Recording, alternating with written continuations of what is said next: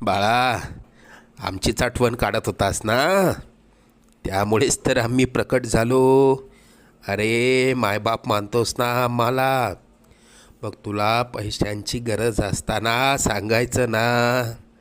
कोणापुढेही हात पसरू नकोस.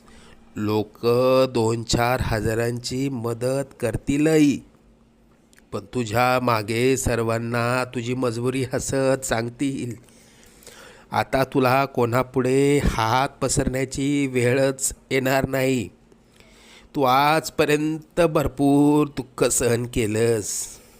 लवकरच तुझ्या रडक्या भाग्यात सुखाचे दिवस येतील.